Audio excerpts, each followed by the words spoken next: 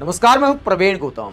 लोकसभा चुनाव की शुरुआत से पहले जो टीवी एंकर और चुनावी सर्वे के एक्सपर्ट इस बात को लेकर चर्चा कर रहे थे, या यूं कहें कि चर्चा को सिर्फ इस बात तक समेट दिया था कि पीएम मोदी की अगुवाई में क्या एनडीए 400 पार जाएगा, विपक्ष को एक तरह से किनारे कर दिया था और ये मान लिया था कि लोकसभा चुनाव सिर्फ औपचारिकताओं का है।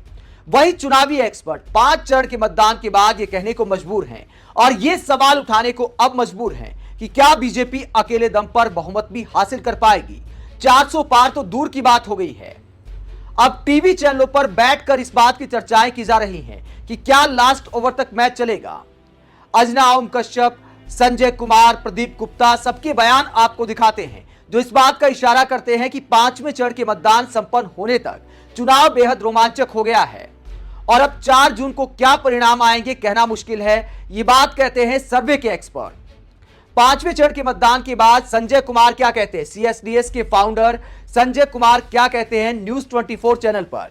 संजय कुमार ने 400 पार की हवा निकालते हुए कहा कि अब तो बहुमत का आंकड़ा भी मुश्किल है, हो सकता है बीजेपी अकेले दम पर 272 भी हासिल ना कर पाए। 5वें चरण के मतदान के बाद संजय कुमार कहते हैं कि देखिए 400 पर कोई चर्चा ही नहीं हो रही है, मुझे लगता है कि अब इसकी कोई चर्चा नहीं है। 400 और 370 की चर्चा खत्म। अब सवाल यह है कि बीजेपी अपना 2019 का प्रदर्शन दोहरा पाएगी क्या। मुझे लगता है कि ज्यादा चर्चा अब इस बात पर है कि क्या बीजेपी अपने दम पर बहुमत ला पाएगी, इसका मतलब 272 सीटें आएंगी या नहीं।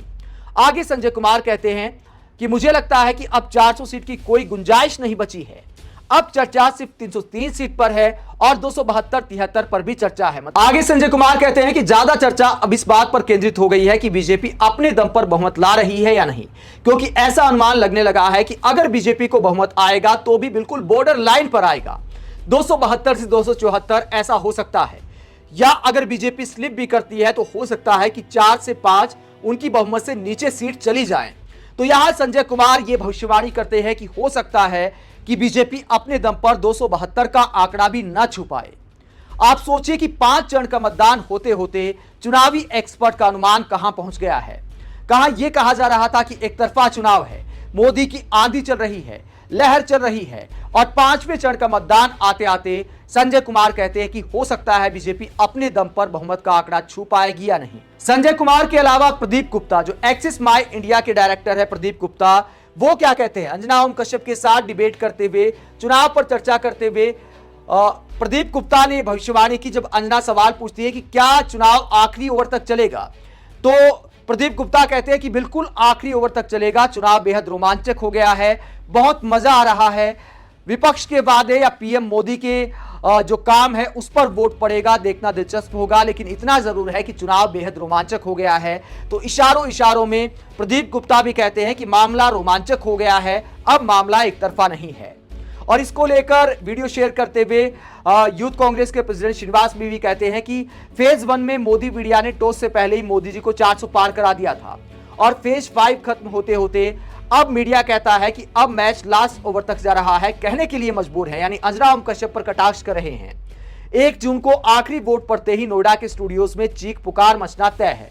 ये श्रीनिवास भी मीडिया का मजाक उड़ाते हैं कि ये टीवी चैनल वाले पहले पीएम मोदी को टॉस से पहले 400 पार करा रहे थे और अब कहते हैं कि मैच आखिरी ओवर तक चलेगा।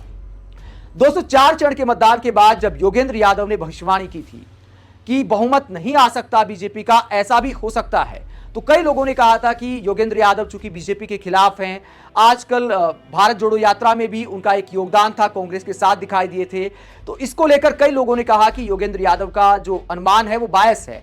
लेकिन अब चुनावी एक्सपर्ट, प्रोफेशनल सर्वे करने वाले कह रहे हैं कि बीजेपी का बहुमत का आंकड़ा भी अटक सकता है, तो फिर अब इस बात को गंभीरता से लिया जा सकता है। योगेंद्र यादव ने क्या भविष्यवाणी की थी? योगेंद्र यादव ने अनुमान लगाया था राज्य के हिसाब से और यह कहा था कि हो सकता है कि बीजेपी की 233 के आसपास सीटें आए और एनडीए 268 पर अटक जाए, यानी बहुमत के पास जाकर अटक जाए। एनडीए का आंकड़ा भी, उसकी भी 4 सीटें कम पड़ जाए, यह योगेंद्र यादव का अनुमान था। और अब ऐसी ही बातें चुनावी एक्सपर्ट भी करने लगे हैं और 5वें चरण के मतदान के बाद इस सारे जो अनुमान लगाए जा रहे हैं उसको देखकर वरिष्ठ पत्रकार रोहिणी सिंह क्या कहती हैं। रोहिणी सिंह कहती हैं कि ये चुनावी एक्सपर्ट अलग अलग चैनल पर अलग अलग बातें बोलते हैं, उसके बाद जब परिणाम आएगा तो कहेंगे देखिए हमने तो ऐसा कहा था, यानी तुक्का मारा जा रहा है, ये रोहिणी सिंह का कहना है।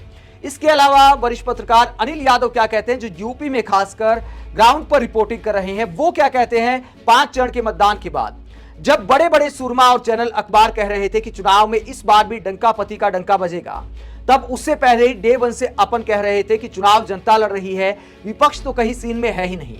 यूपी में विपक्ष की गिनती 25 सीट से शुरू होगी और कहां तक जाएगी इसकी कोई था नहीं। अब कुछ कथित एक्सपर्ट्स भी अपनी इसी लाइन पर आ गए हैं।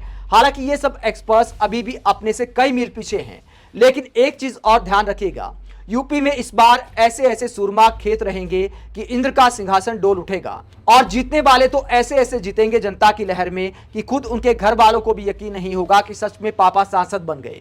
तो ये कटाक्ष करते हैं अनिल यादव, कहते हैं कि जनता चुनाव लड़ रही है बीजेपी सरकार के खिलाफ, विपक्ष चुनाव नहीं लड़ रहा, जनता अपने दम पर चुनाव लड़ रही है। यह कहना है अनिल यादव का, जो ग्राउंड पर रिपोर्टिंग कर रहे हैं। 5वें चरण के मतदान के बाद अखिलेश यादव क्या कहते हैं? अखिलेश यादव कहते हैं कि भाजपा के खिलाफ जनता का गुस्सा 5वें चरण में चरम पर पहुंच गया है। अब तो भाजपा खुद भी हार मान चुकी है और अपने संगी साथियों तक पर कटाक्ष कर रही है। कहा जाता है कि हारते हुए लोग आपस में ही लड़ जाते हैं। भाजपा में आपसी झगड़े का ऐसा ही समय आ गया है। भाजपा की विदाई के 5 बिगुल बज चुके हैं, बस 2 और निर्णायक बिगुल बजने बाकी हैं। अब तक भाजपा की रुखसती के जो गीत बस गुनगुनाए जा रहे थे, वो 5वें चरण के आते आते लाउड स्पीकर की आवाज जैसे मुखर हो गए हैं। जनता ने भाजपा को नमस्ते कह दिया है, ये कहना है अखिलेश यादव का 5वें चरण के मतदान के बाद। तो अखिलेश यादव कहते हैं कि भाजपा की विदाई तय हो गई है 5 चरण के मतदान के बाद। हालांकि नेता लोग हैं तो ऐसा कहेंगे, बीजेपी वाले अपनी जीत का दावा करेंगे, विपक्ष वाले अपनी जीत का दावा करेंगे, लेकिन जब चुनावी एक्सपर्ट कहते थे कि मामला एक तरफा है, वो अब कहते हैं कि मैच लास्ट ओवर तक चलेगा, चुनाव रोमांचक हो गया है, हो सकता है बीजेपी का बहुमत अटक जाए। अगर चुनावी एक्सपर्ट ऐसा कहते हैं तो फिर वाकई चुनाव रोमांचक दिखाई देने लगा है। और ये हालात तब हैं जबकि लेवल प्लेइंग फील्ड नहीं है, सबके लिए समान अवसर नहीं है, मीडिया में सबके लिए समान कवरेज नहीं है। जिस तरह मीडिया पीएम मोदी की भक्ति कर रहा है, एक एक चैनल कई इंटरव्यू पीएम मोदी के दिखा रहा है, उसके बावजूद अगर चुनावी एक्सपर्ट कहते हैं कि चुनाव रोमांचक है, अगर मीडिया निष्पक्ष भूमिका निभाता, विपक्ष के नेताओं को भी अपने प्लेटफॉर्म पर जगह देता, अगर टीवी एंकर इतनी भक्ति नहीं करते, तब क्या हालात होते? अगर देश के मुद्दे पिछले 1 साल से ही कम से कम देश का मीडिया उठाता, असल मुद्दों पर चर्चा होती, चुनाव में असल मुद्दों पर राजनीति होती, तो फिर क्या होता?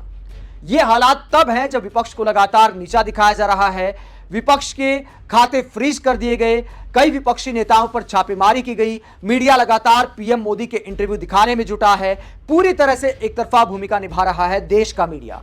उसके बावजूद अगर 5 चरण के मतदान के बाद देश के टीवी एंकर और चुनावी एक्सपर्ट ये कहने को मजबूर हैं कि मैच लास्ट ओवर तक चलेगा, तो फिर आप कह सकते हैं कि चुनाव वाकई रोमांचक हो गया है। आप इस पूरे मुद्दे पर क्या सोचते हैं कि लोकसभा चुनाव अब किस तरफ जाता दिखाई दे रहा है? कमेंट बॉक्स पर अपनी राय जरूर दें। अगर आप हमारी पत्रकारिता को पसंद करते हैं तो थैंक्स के ऑप्शन का इस्तेमाल करें, वीडियो को लाइक करें, चैनल को सब्सक्राइब करें। नमस्कार।